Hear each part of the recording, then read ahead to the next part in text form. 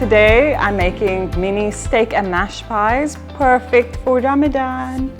I love making these during Ramadan. We always need something different as a savory to bite into at iftar, and they are just so quick and easy to make.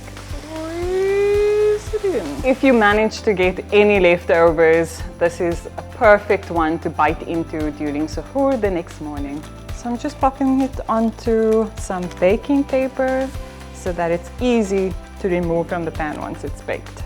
For the mash topping, of course, if you don't have regular potatoes, you could use sweet potatoes. There's all sorts of different variations of vegetables that you could use as a mash topping.